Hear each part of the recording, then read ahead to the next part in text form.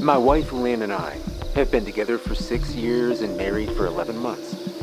Our entire history together has been very normal, and never once have I noticed any weird behaviors or red flags. I can't stress enough how out of character this whole thing is for her. Lynn is very kind, intelligent, and thoughtful. She's always been the no-nonsense type of person. Being childish or trying to scare me is not something she'd normally do. She doesn't even like watching horror movies. When we first started dating, she agreed to watch The Shining with me because she knew how much I loved horror. She was so scared that she didn't even make it through half of the movie before we had to turn it off. She isn't into anything creepy and has never been into pranks. It's just not her cup of tea, and that's fine. But that's what was so strange about this. It's just so unlike her. I should also add that she has never had any mental health issues, and as far as I'm aware, it doesn't run in her family. I know some people are able to hide their mental health problems, but in the 6 years we've been together, I think I'd have seen some sort of sign. So 2 months ago, I was in the kitchen making myself some coffee before work. I was running a bit late that morning and knew I wouldn't be able to make it to Dunkin' Donuts for my usual morning fix. I took a sip of my coffee as I hurried down the hall towards the front door when I happened to notice Lynn peeking at me from around the corner ahead of me. I could only see her eyes and a strand of her long dark hair hanging against the wall.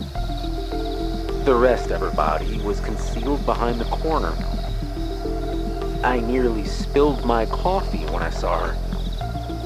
I did burn the shit out of my lips. "Jeez, Lynn," I said, wiping a few drops of coffee from my pants. "You scared the shit out of me." She immediately popped out of view, like a little kid that had been caught.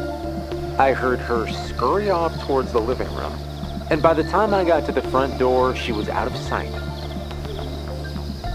It was really weird, and just totally out of character for her, like I said.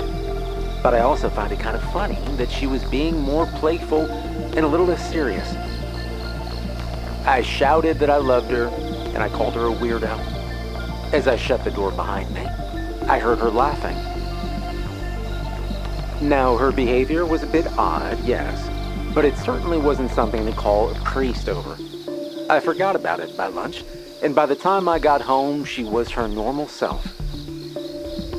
I didn't bring it up, and neither did she, and life went on. The next incident happened 3 days later. It was around 2 a.m., and I'd woken up to get a drink. I was standing at the kitchen island, jug of OJ in hand, when I felt a strong feeling that I was being watched. For whatever reason, I looked down at the floor, and I saw my wife's smiling face staring back.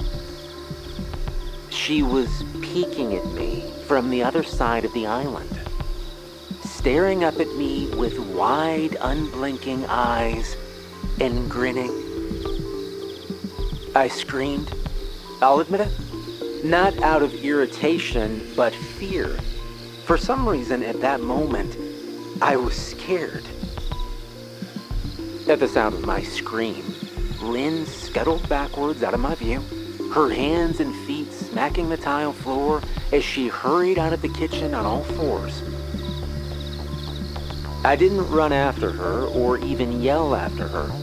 I just stood there frozen in shock, wondering what the hell had possessed her to do that. It took me a little longer than I'd like to admit to go back upstairs, but I eventually did.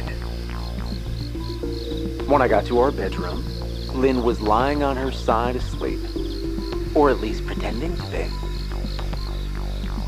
I stood there for a while, watching her breathing to be sure she really was asleep. I had the feeling she might jump out at me the moment I got into bed, but she didn't. I climbed into bed and she didn't even move. Her breathing was soft and deep, and I was starting to wonder if I dreamt the whole thing. The next morning, I waited for her to come down for coffee, and after handing her a mug and kissing her cheek, I decided to ask her about it. "So, what was that about last night?" I asked, keeping my tone light so I didn't offend or embarrass her. She frowned over her cup of coffee, shaking her head like she had no clue what I was talking about. "You were peeking at me again. From over there," I said, pointing to the spot on the floor by the kitchen island. She followed my gaze, and when she looked back at me, she burst out laughing. She laughed so hard that I couldn't help but join her. "You creep me the hell out sometimes, you know that?" I said. She giggled and set her cup on the counter and wrapped her arms around my neck. "You creep me out all the time, so I guess we're even," she teased. We said our goodbyes and left for work. As I drove, I kept thinking about how creepy it'd been seeing her grinning at me from behind the island like that. The sounds her hands made on the floor as she crawled away. I told myself she was just trying to be silly, just trying to join me in my love of all things horror. It's not like I was afraid of her, but it still didn't sit right with me. I started seeing her peeking at me more and more. Sometimes she'd be peeking out from behind the couch or living room curtains. Once, she even managed to get inside her grandmother's old trunk that sits at the front of our bed. I might not have even known she was there at all, had the trunk's old hinges not given her away. She'd had the lid propped up just enough so that only half of her face peeked through. She'd been grinning like an excited toddler. It was unnerving. I didn't even know what to say to her. All I could do was stare. When I finally found my voice, I asked her why on earth she was doing this. She didn't answer, but she had slowly closed the lid, shutting herself inside the trunk. I just walked away feeling disturbed. I didn't understand why she was doing it, but it clearly made her happy. I just hoped she would tire of the game quickly. Now, Lynn didn't peek at me for the next 2 weeks. I started to think she was done with her weird prank, and frankly, I was relieved. We were watching a show on Netflix one night, and I jokingly said that I hadn't seen her peeking at me lately, and that she must have given up on her spy game. She looked up at me with a small smile and said, "Maybe I've just gotten better at it." I didn't say anything, but I wondered whether or not she was joking.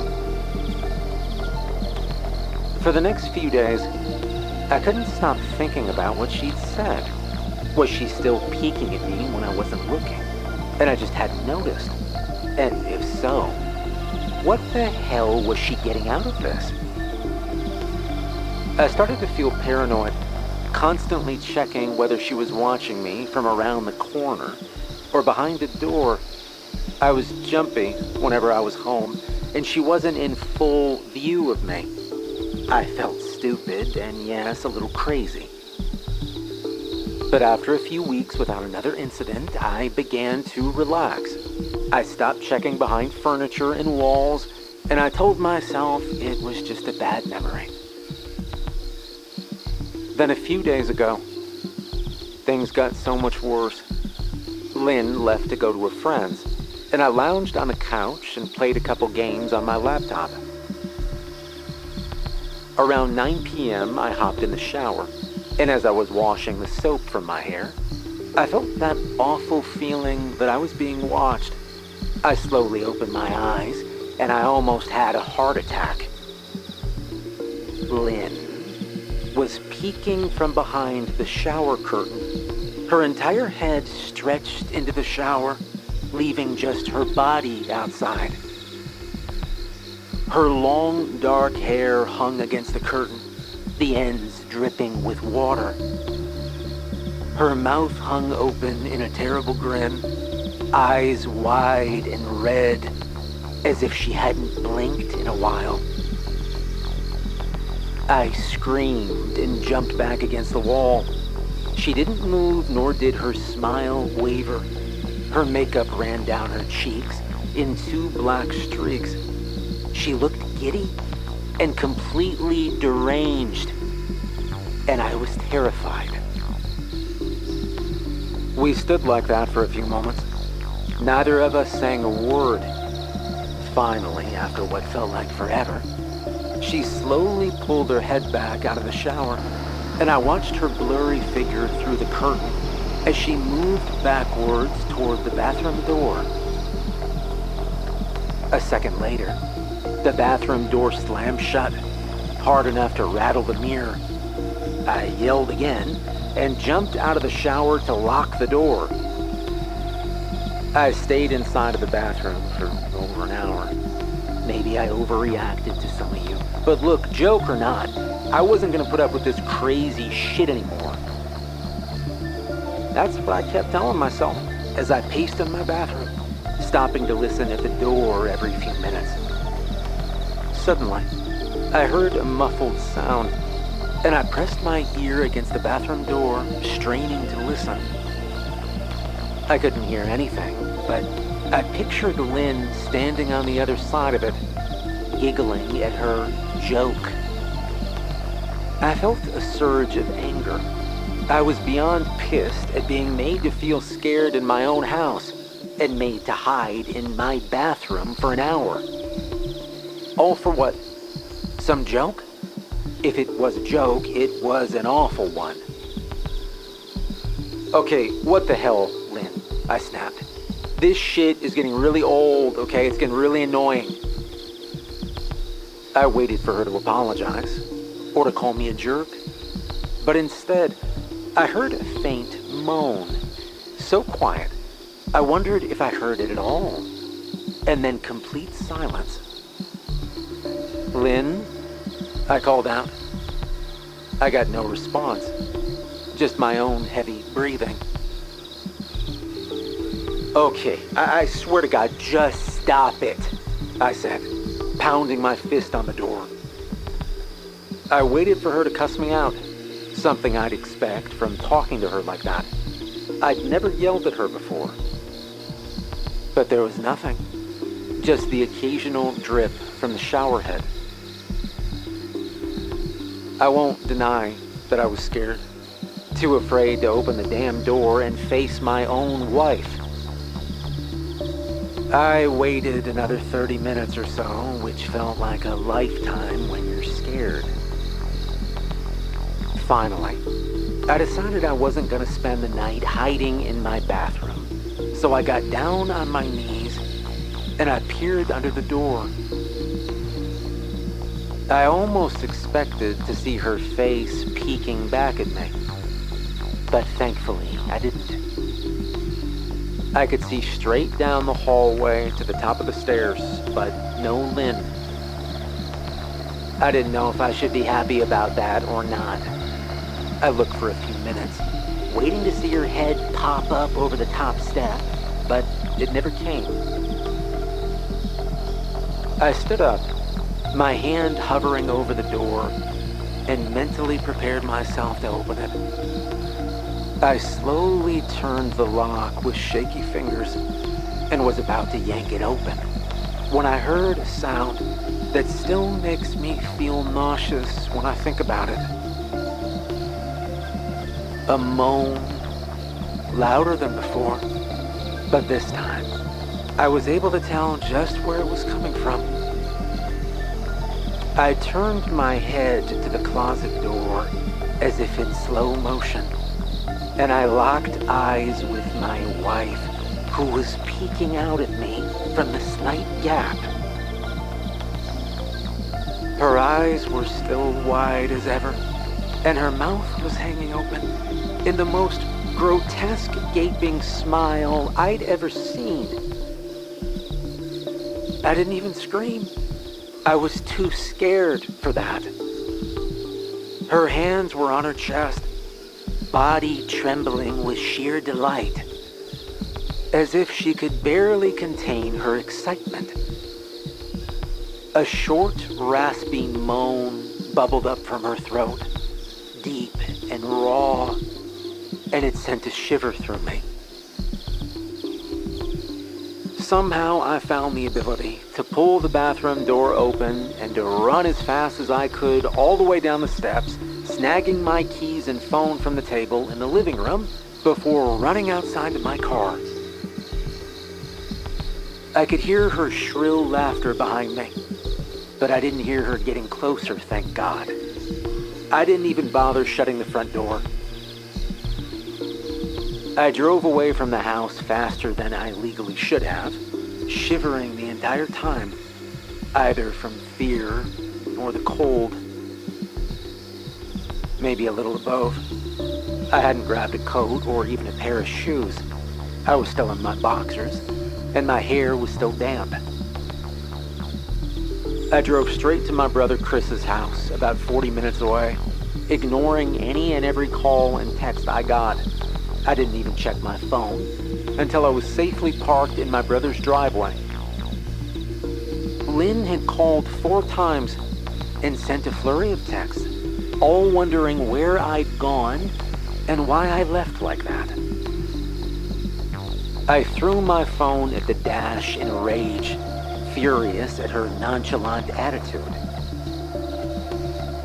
My brother and his wife were surprised to see me, especially dressed in just a pair of boxers, but told me to stay as long as I needed. Chris lent me some clothes and asked me what happened. I told him Lynn and I had a fight, but didn't get into details. I didn't want him to think I was overreacting, leaving my wife over a prank, even if it was a strange one. I mean, hadn't I encouraged her for years to lighten up instead of being so serious all the time? I had wanted her to relax and loosen up, but this was definitely not what I'd had in mind.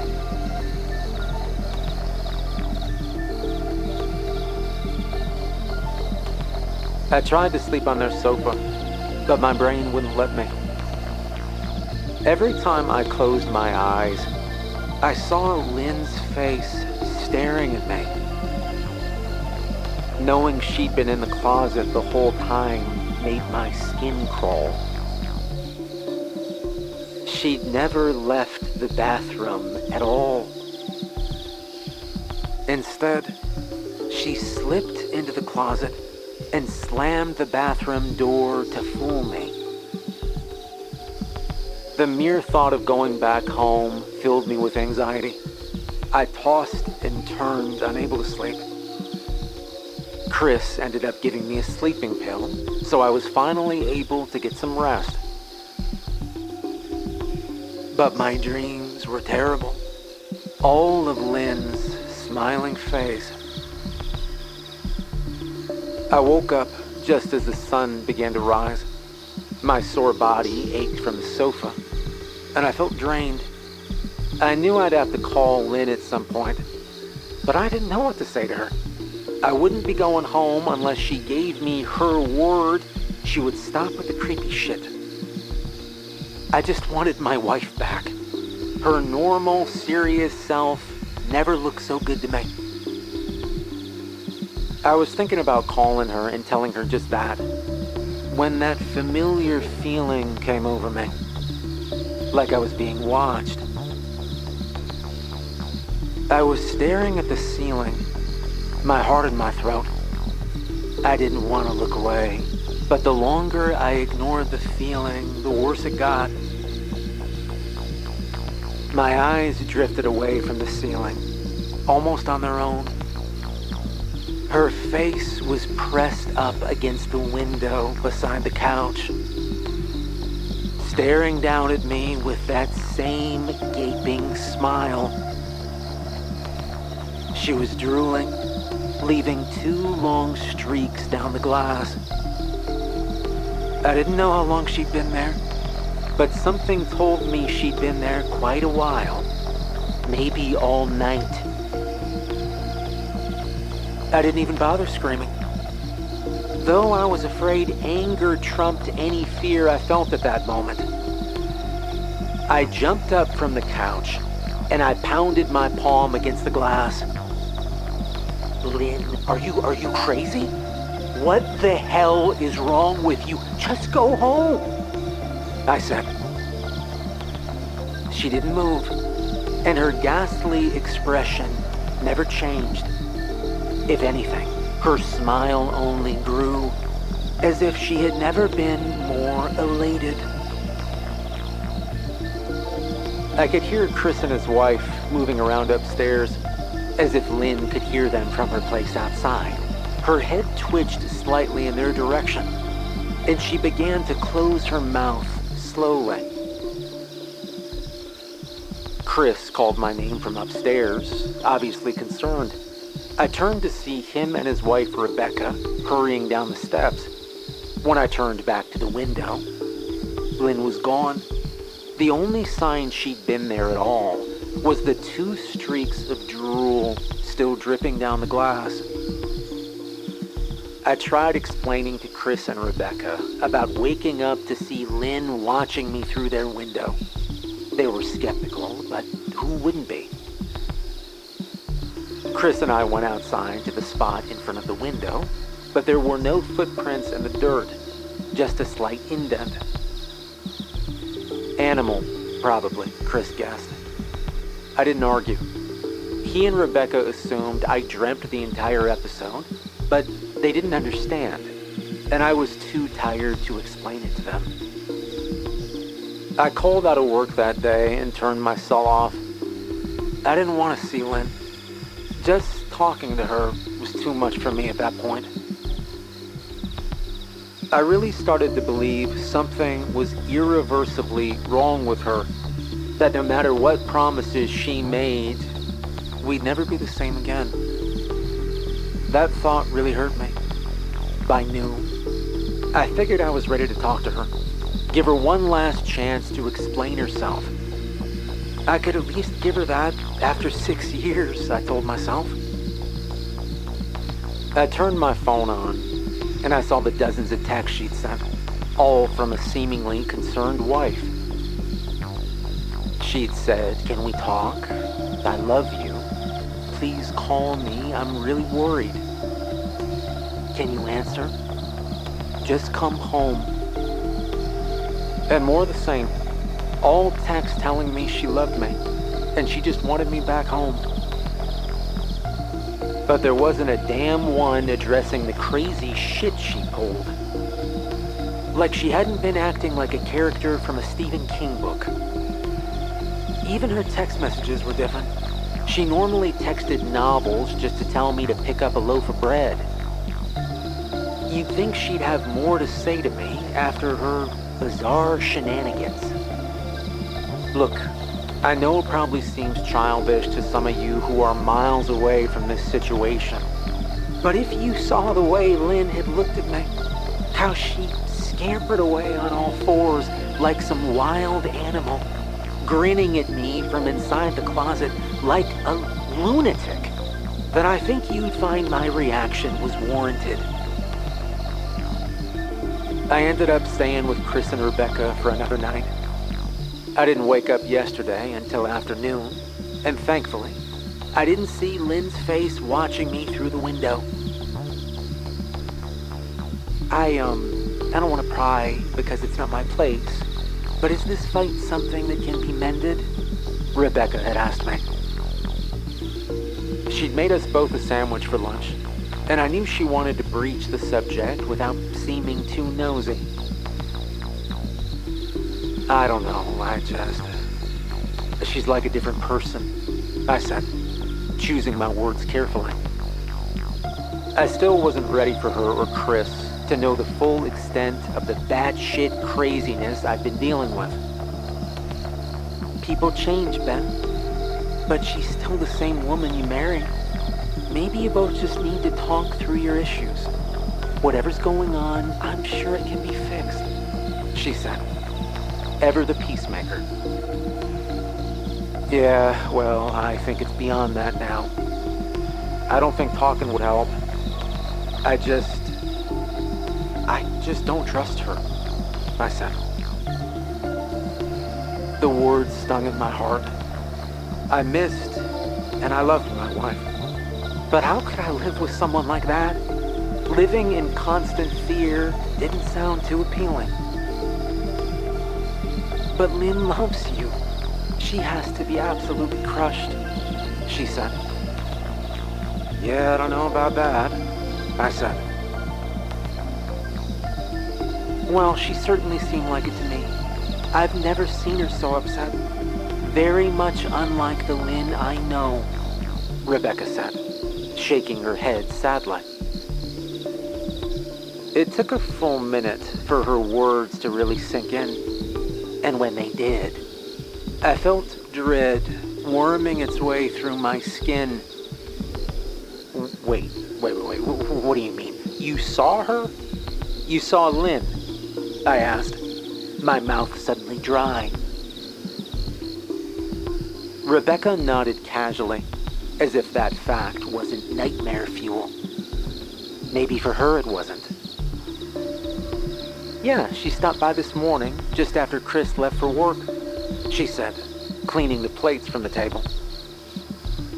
I didn't see her car, though. Maybe she took an Uber or something. Okay, Beck, what did she say? Did she come inside? I asked, sweat starting to break out on my forehead. I began looking around, examining corners as though a predator lurked behind them. No. She just asked if you were awake yet, and I said you weren't. I asked if she wanted me to wake you up, but she said no. Just said to let you sleep, she said.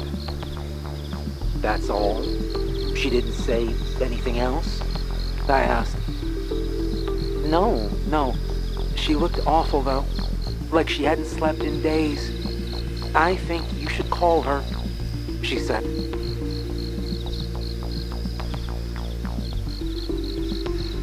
I got up from the table and thanked Rebecca for lunch.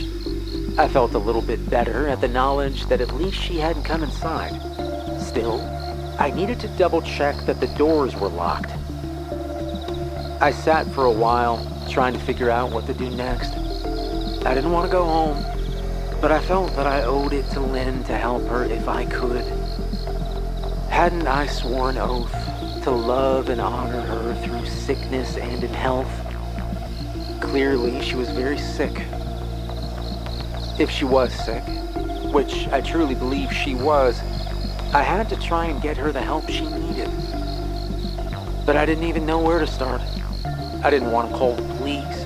And besides, the hell was I going to tell them? That my wife was peeking at me? That she was being creepy? As bizarre as she'd been, she'd still never committed any crime. Not yet, anyway. The police would have probably said that I was overreacting. But this wasn't some prank. It felt wrong, dangerous even. Like something sinister lurked beneath her smile. I knew as her husband, I was well within my rights to have her committed. But what if she simply acted normal in their presence? She'd obviously been able to fool Rebecca into thinking she was just a concerned wife. As long as the doctors didn't find her a danger to herself or others, they'd have no choice but to release her after 72 hours. I felt lost and overwhelmed. So I did what any husband in my position would do. I called her mother. I didn't want to, believe me. Her mother, Marion, and I were never on the best of terms. We'd never fought or anything like that. She just wasn't a very warm person and wasn't really easy to get along with. She hardly ever smiled, and when she did, only her lips would move into a thin-lipped smile, leaving her eyes as blank as before. She She gave off this aura that felt like she was permanently on the offensive. I'd only met her twice, and both times were very short visits. I got the impression she didn't approve of me for her daughter. Lynn always ushered us out quickly, as she didn't want me to feel uncomfortable, which I was grateful for. Being in her mother's company felt almost unbearable, like walking on glass. I was glad when we moved 3 states away, so we didn't have to see her often. I was happy to avoid the woman, but I needed her help. I really didn't want to talk to her at all, but I had to talk to someone, and someone who knew Lynn better than I did. So I grit my teeth, and I did what I had to do. "Yes," she answered, already sounding irritated. "Marion, it's me, Ben. You got a minute to talk?" I asked. I could hear her cluck her tongue in irritation. "I'm in the middle of writing some checks, but if you insist, I suppose I can spare a moment. What is it that you want to discuss, Benjamin?" Yeah, thank you. It's about Lynn. She's been acting strangely. And I was wondering if you had any idea whether there was something. I was quickly interrupted. Yes, it's a bit difficult to follow your rambling, Benjamin. What is this that you want from me?" she asked. And I could almost see her standing there in her thin sweater and slacks, tapping her fingernails impatiently on the table. Yeah, I wanted to know if you'd ever noticed any odd behavior, or possibly any mental health issues, I asked. There was a long, uncomfortable pause that I couldn't tell was because she was just thinking, or something else. Finally, after a few seconds, she spoke. "I'm not sure if this is one of your jokes, Benjamin, but if so, I don't find the humor in it. Now, I do have business to attend to, as I've said, so if you don't mind," she said. But I cut her off before she could get rid of me. "Okay, enough, Marion, all right? It's not a joke. I am sincerely concerned about your daughter's mental health, okay? Her behavior, it's been crazy lately. I am very worried about her, and I figured as her mother, you would be as well," I said, my frustration evident. "If you're truly concerned, then I suggest you get the health professionals involved. I don't know what you expect of me," she said. I could tell she was seconds away from hanging up, and for some reason I was desperate not to let her. I had the feeling that she knew a lot more than she was letting on. "Marion, please, if not for me, do it for Lynn," I tried. I heard a faint, shaky inhale of breath, as if she were trying to hold her steely persona together, but failing. "Marion, you okay? What's wrong?" I said. "Benjamin, I don't know what to tell you. My only advice would be to seek professional help. Do not call here again. Goodbye," she said. I tried to wrap my head around the call and her refusal to help me. Even if she didn't like me, why wouldn't she want to help her own daughter? I couldn't understand that. I tried to replay the conversation, desperate to think of something I missed. After a while, I almost gave up, until I remembered her last words to me. Seek professional help. She'd said those words with a bit of urgency. I could have just been grasping at straws, but no.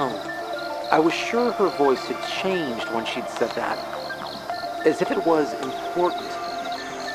What had she meant? I assumed she'd been referring to medical professionals, but maybe she was referring to someone else. Someone that she didn't, for some reason, feel comfortable saying directly. Or maybe I was just desperate. I waited for Chris to get home, And after a very long and exhausting conversation with him and Rebecca, I convinced them that Lynn truly needed psychiatric help. I didn't tell them everything. I wasn't prepared to go into it yet. But I told them about our last encounter. How she'd hidden in the bathroom, peeking at me from the closet. They were obviously shocked, but thankfully they believed me. They too just wanted to help her. Still, they didn't think it was all that serious. Weird, maybe, but not dangerous. They just kept saying that Lynn had to be playing some kind of weird joke. Maybe for YouTube, Rebecca offered, if only half-heartedly. Chris didn't think we should involve the police just yet. He offered instead to go with me, and I readily accepted. He reasoned that calmly talking to her, trying to coax her into going willingly, was the best recourse, and I agreed to do it his way. At least I wouldn't be going into that house alone. We drove over this morning, just after breakfast. There was no way I was going at night. When we pulled into the driveway, my stomach began doing somersaults. Her car wasn't there, but I still didn't let my guard down. The front door was ajar, and for a split second, I thought I'd see her eyes staring through the gap. I was shaking and starting to sweat. Chris, however, was fine. He waited for me to open the door, his hands in his pockets, like he was going on a stroll through the park. I envied his ignorance. I pushed the door open and was immediately hit with a stench of rot. Chris smelled it too, and he walked in the house behind me with his nose scrunched up. God, dude, what do you guys use to clean the floors around here? Shit! Chris mumbled. Shut up, dude, I said, my eyes looking for any signs of Lynn. The house was deadly quiet and dark, despite being 10 in the morning. All the curtains were closed up tight, refusing to allow any sunlight in. If I hadn't left it just 2 days prior, I'd have thought the house to be abandoned.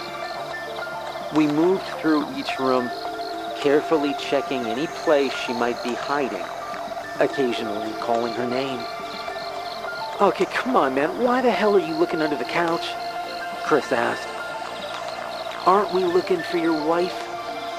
He was looking at me like I was a complete moron. Okay, let's go upstairs, I whispered. He shook his head, but followed me up the stairs to check the bathroom and spare bedroom. On the way up, my shoes crunched over pieces of glass that looked to be littered over a few of the steps. I noticed that one of Lynn and my wedding portraits that hung on the wall along the staircase had been smashed. The frame hung crookedly, all the glass removed. I stared at the picture, a lump forming in my throat. We'd taken the photo just after leaving the church, after saying our vows. She looked so beautiful in her white gown. I looked at Lynn's beautiful face. I never dreamed her face would be a source of terror for me. We climbed the rest of the steps and checked the spare bedroom, but it looked completely untouched. I was hesitant to go into the bathroom, my fear from that night coming back to me all at once. Chris noticed and offered to go in by himself, but I couldn't let him do that. So we walked in together, checking the closet and the shower. The bathroom looked as if it hadn't been touched since the night I left. All right, I don't think she's here, Ben. Why don't you just pack some clothes? We'll try coming back tomorrow or something, Chris said. I nodded, and I went into our bedroom and shoved some clothes into a duffel bag. When I checked inside our closet, I came across the source of the smell and gagged. Chris took one look and lost all color in his face. He had to go stand by the stairs to get away from the sight and the smell.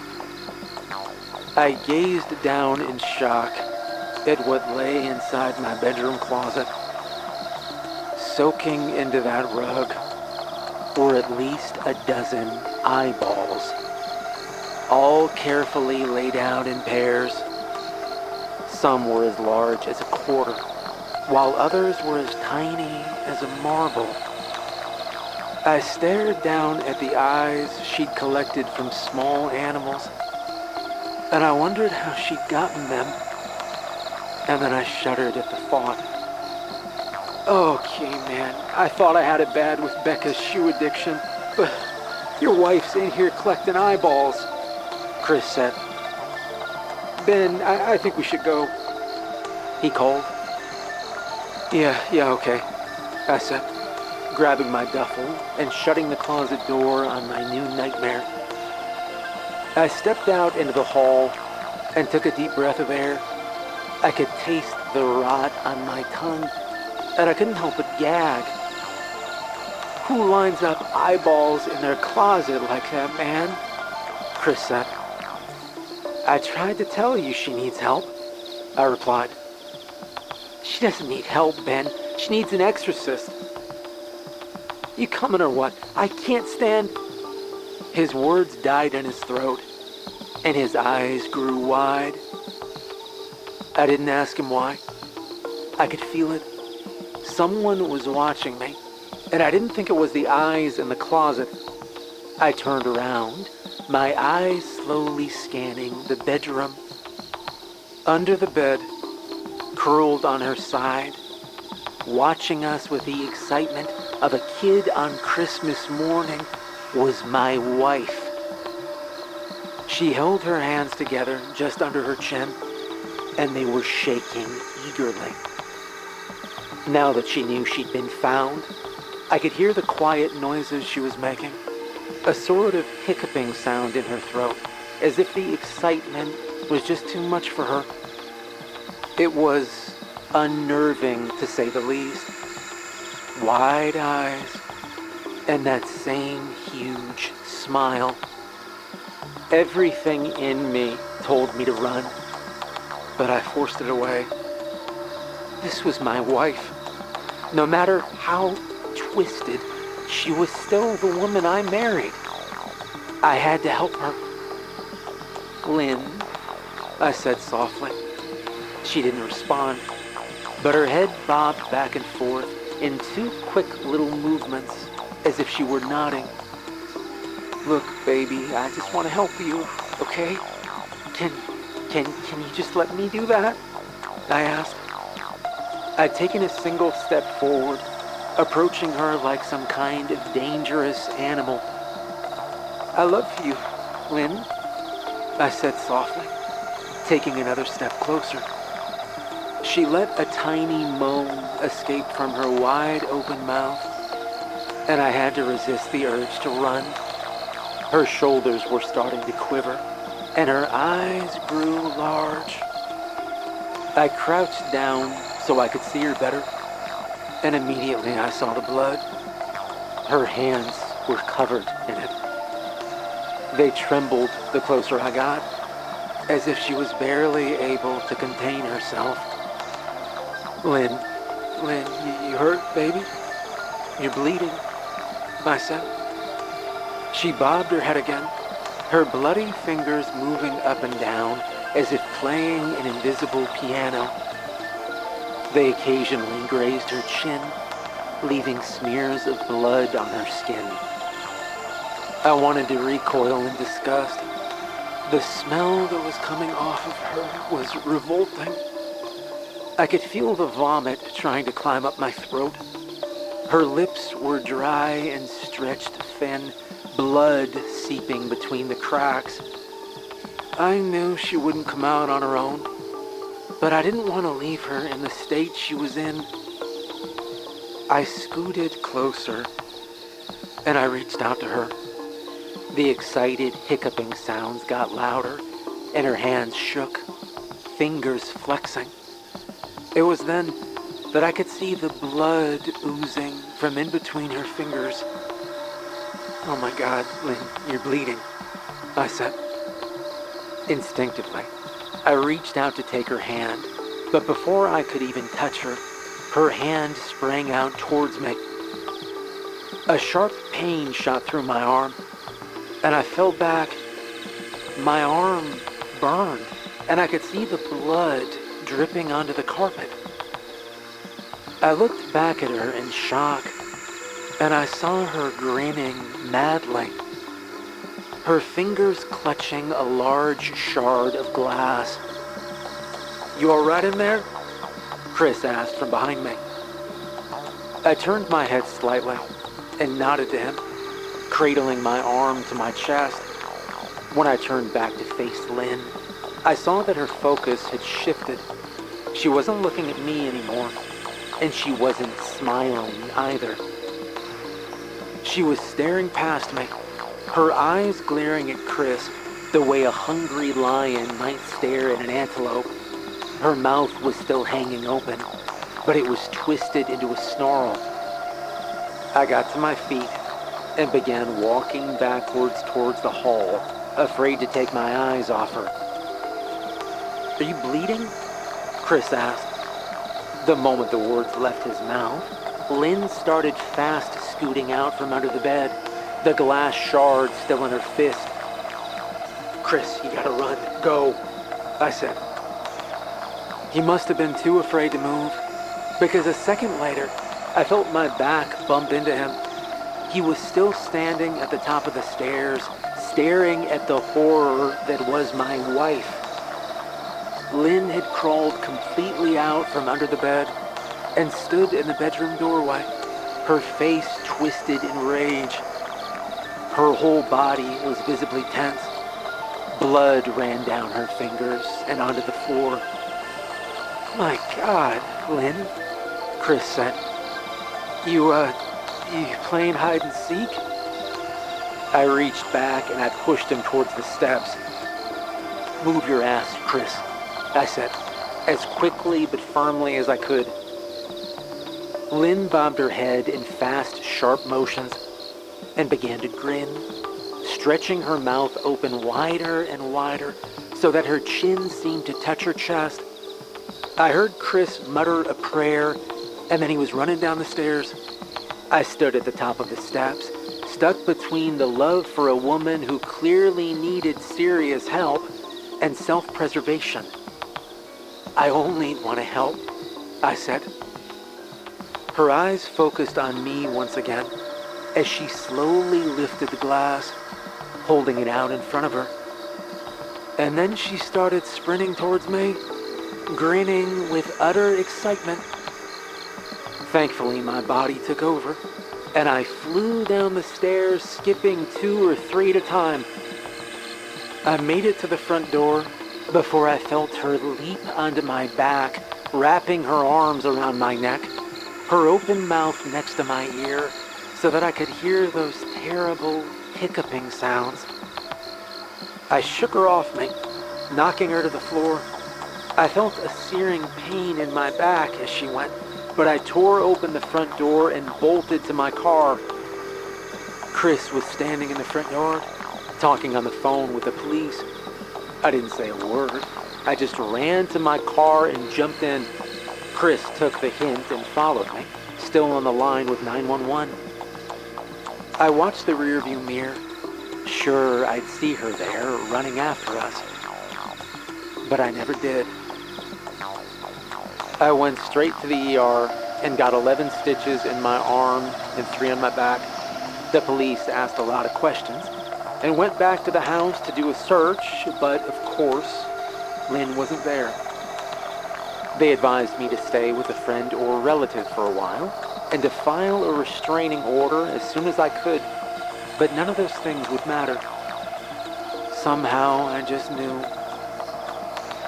I dropped Chris off at home and went to a motel an hour away. I wanted to put as much distance between me and Lynn as I could. And this is where I've been for the last 4 hours. I thought maybe the police would find her. Maybe they'd get her the help that she desperately needs. But now I don't think so. Because 40 minutes ago, I got a text from an unknown number. Just 3 words. "I found you." and a picture attached. The picture was dark and grainy, but I instantly knew what it was. There was no mistaking my wife's eye. I started typing this out immediately after. I don't know what to do. I'm alone and I'm scared, and I can't help but feel that I'm being watched.